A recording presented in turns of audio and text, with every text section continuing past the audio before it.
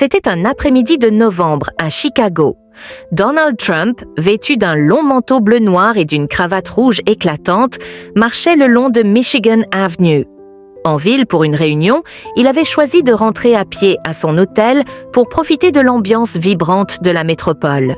Alors qu'il passait près de Millennium Park, quelque chose attira son attention. Assise contre un mur, recroquevillée sur le trottoir, une femme tenait une pancarte en carton où l'on pouvait lire « Vétérane dans le besoin, aidez-moi, s'il vous plaît ». Ses vêtements usés et ses mains tremblantes racontaient une histoire de lutte. Trump s'arrêta net.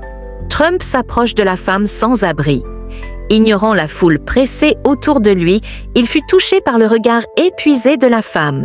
Il s'avança doucement, attirant les regards curieux des passants. « Madame, comment vous appelez-vous » demanda-t-il. Surprise, elle leva les yeux. Personne ne s'arrêtait pour elle, encore moins quelqu'un comme Donald Trump. « Teresa » répondit-elle timidement. « Teresa Hensley. » Trump s'agenouilla face à elle. « Vous êtes vétérane ?»« Oui, monsieur. » murmura-t-elle. « J'ai servi dans l'armée pendant 12 ans, blessée à l'étranger, et depuis, rien n'a été simple. Une vie brisée. » Trump l'écouta attentivement. « Pourquoi êtes-vous ici, dehors? Vous n'avez pas de logement? » Teresa secoua la tête. « J'ai perdu mon appartement il y a des mois. Je n'arrivais plus à payer le loyer. J'essaie de m'en sortir, mais c'est dur. » Ces mots le frappèrent en plein cœur. Cette femme avait sacrifié des années pour son pays, et la voilà réduite à mendier dans la rue. Il ne pouvait pas passer son chemin. Il sortit son téléphone. « Teresa, restez là !» dit-il d'un ton décidé. « On va arranger ça. » Trump agit rapidement.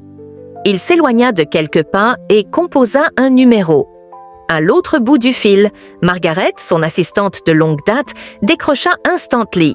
« Margaret, trouvez-moi l'hôtel le plus proche avec une chambre libre et appelez un médecin pour un examen rapide. C'est urgent. »« Tout de suite, Monsieur Trump, » répondit-elle sans hésiter. De retour auprès de Teresa, qui l'observait avec un mélange d'étonnement et d'espoir prudent, il la rassura. « On vient vous aider, mais d'abord, mangez quelque chose de chaud. » Il héla un vendeur ambulant et lui acheta une soupe fumante et un sandwich. Pendant qu'elle mangeait, les mains encore tremblantes de froid, Trump l'interrogea sur sa vie. Son service dans l'armée, ses déploiements, ses pertes et la blessure qui avait mis fin à sa carrière. Un nouvel espoir. Quelques minutes plus tard, un SUV noir rutilant s'arrêta le long du trottoir. Margaret avait fait vite. Un chauffeur élégant ouvrit la portière. « Teresa, » dit Trump en l'aidant à se lever, « c'est pour vous, on vous emmène dans un endroit sûr. » Elle hésita. « Pourquoi faites-vous ça, Monsieur Trump? Vous ne me connaissez même pas. » Il la regarda droit dans les yeux. « Parce que quelqu'un aurait dû le faire bien avant moi. » Le véhicule les conduisit à un hôtel de luxe à proximité. Préparé par Margaret, le personnel accueillit Teresa comme une invitée d'honneur. On l'installa dans une suite au dernier étage. Douche chaude, vêtements neufs et lit confortable l'attendaient.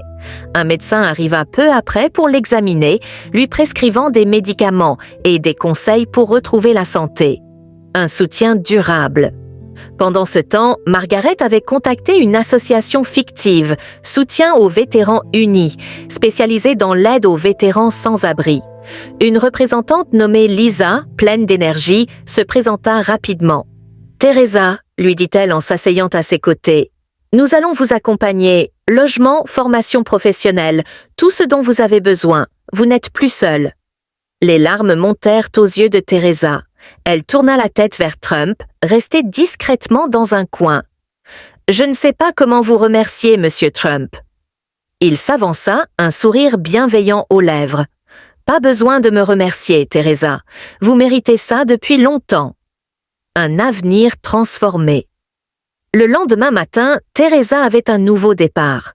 L'association lui avait trouvé un logement temporaire et Trump avait promis que sa fondation paierait son loyer pendant 1 an. Il lui remit aussi un chèque pour ses besoins immédiats. Alors qu'il s'apprêtait à partir, Teresa l'arrêta. « Monsieur Trump, » dit-elle d'une voix assurée, « vous avez changé ma vie d'une manière que je ne peux pas décrire. Merci infiniment. » Il sourit. « Vous allez accomplir de grandes choses, Teresa. Promettez-moi juste une chose, aidez quelqu'un d'autre un jour. Je le ferai, répondit-elle, une lueur de détermination dans les yeux. En quittant l'hôtel pour retrouver l'agitation de la ville, Trump ressentit une satisfaction profonde. En quelques heures, une vie avait basculé vers un avenir meilleur. Pour Teresa Hensley, l'horizon s'éclaircissait enfin. Et voilà la fin de cette histoire.